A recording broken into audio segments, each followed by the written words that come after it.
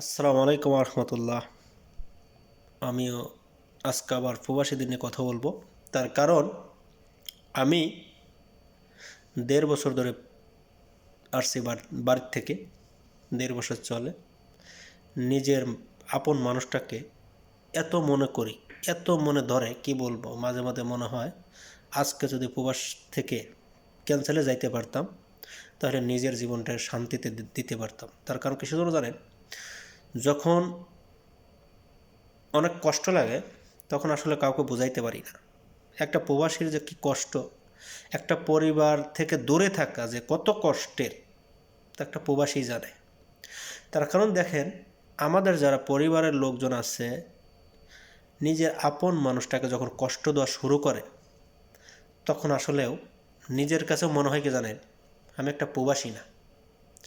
আমার কাছে মনে হয় যে আমরা অন্য কিছু। তার কারণ কিছু জন্য জানেন, একটা প্রবাসীর পরিবার যখন নিজের নিজের আপন মানুষটাকে যখন কষ্ট দেওয়া শুরু করে, বিভিন্ন ধরনের কথা, বিভিন্ন ধরনের সব কিছু শোনাইতে থাকে, এক ডালাওভাবে কথা বলতে থাকে, তো ওই সময় আপনি কিন্তু ঠিক থাকতে পারবেন না। একটা প্রবাসী কই যাবে কোন, না পরিবারের কথা শুনবে, না নিজের আপন মানুষটার কথা শুনবে। পরিবারও দূরের না, নিজের আপন মানুষটা কিন্তু দূরের না। তো পরিবারও আপন, নিজের যে আপনজন সেও কিন্তু আপন। আসলে সবাই বুঝবেন আপনজন কে, তো আমি ভাষায় সবাই বুঝে নেবেন আর কি। তো এই জন্যই নিজের আপন মানুষটাকে যে রাইখে আইছি, তার যে একটা কষ্ট, তার যে একটা দুঃখ, এইগুলো বোঝার মানুষ আসলেও নেই। তার কারণ দেখেন, বেশিরভাগ মানুষই, বেশিরভাগ পরিবারই সবসময় চায় যে প্রবাসীর বউদের উপর নির্যাতন চালাইতে চায়। কিসের জন্য? এই মানুষগুলো কখনো ভাবে না যে একটা মেয়ে একটা প্রবাসী বিয়ে করার পরে থুয়ে আসে তার 2-3 বছরের জন্য।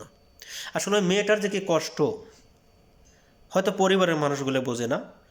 পরিবারের মানুষগুলো চিন্তা ভাবনা করে, সে কাজ করে না, সে বাপের বাড়ি ঘন ঘন থাকে, তার সমস্যা একটাই। আরও নানান ধরনের কত কিছু কথাবার্তা শোনায় একটা প্রবাসীর বউরে। কিসের জন্য রে ভাই? কি দরকার আছে একটা প্রবাসীর বউরে এত কিছু এত জ্বালা যন্ত্রণা দুয়ার? তখন একটা প্রবাসী যে একটা কষ্টের মধ্যে থাকে, তার বউ তার চেয়ে বেশি কষ্টতে থাকে। তখন একটা দেখেন, একটা মেয়ে রাস্তা দিয়ে চলতে বসলে কিন্তু খুবই কঠিন চলাফেরা একটা ছেলে চলতে পারে। একটা প্রবাসীর বউ যখন রাস্তা দিয়ে চলে, মানুষ কিন্তু ওই নজরে দেখে না যে প্রবাসীর বউ যাইতেছে দেখো। আমাদের দেশের মানুষেরও এখন আজকাল এই অবস্থা হয়ে গেছে গা। তো এই জন্য আমি যারা বলি, দেখেন যারা প্রবাসে থাকেন আর যারা প্রবাসীর বউ আছেন তাদেরকে আমি, আর যারা প্রবাসীদের যারা ফ্যামিলিগতভাবে যাদের বোঝাই আমি, যারা ফ্যামিলির লোকজন আছেন, প্লিজ সবাই বোঝার চেষ্টা করেন। তাতে আপনিও ভালো থাকবেন, পরিবারও ভালো থাকবে। নিজের আপন যারা প্রবাসী, যারা বিশেষ করে নিজের আপন মানুষটাকে থুয়ে আসছে, তারাও ভালো থাকবে। প্রবাসীর আপন মানুষটা ভালো থাকলে প্রবাসীরও ভালো থাকবে। তখন আপনি কখনো তার উপরে যন্ত্রণা দিয়া যে ভাববেন যে আপনি তার উপরে সব কিছু মানে অশান্তিতে রাখবেন, কিন্তু হে যদি অশান্তিতে থাকে, একটা প্রবাসীও অশান্তিতে থাকে। হে খুশি থাকলে প্রবাসীও খুশি থাকে। সবসময় খেয়াল রাখবেন, যারই যাই বলে একটু হিসাব করে সবাই সব কিছু বলবেন। এমন কিছু না যে কোনো প্রবাসীর বউ, একটা প্রবাসীর বউ নাই যে মানে নিজের জামাইয়ের কথা শোনে না, এমন কোনো প্রবাসীর বউ মনে আজ পর্যন্ত হয় নাই। আমার জানা মতো যত প্রবাসীর বউ আছে সবাই জামাইয়ের কথা শোনে। জামাই যেটা আদেশ করে ওইটাই তো সে শোনা বাধ্যতা। তখন আমরা যারা প্রবাসে আছি, আমরাও তাদেরকে বলার চেষ্টা করি যে আমরা যেটা বলবো ওইটাই হবে। তারপরে একটা মানুষের ওপর যদি এত চাপ সৃষ্টি করা হয় সবাই মিলিতভাবে, সে মানুষটা আসলে খুবই কষ্টের ভিতরে থাকে সবসময়। তো আপনাদের কাছে আমার চাওয়া একটাই, যারা প্রবাসীরা আছেন তারা অবশ্যই যা সবসময় যাচাই করবেন।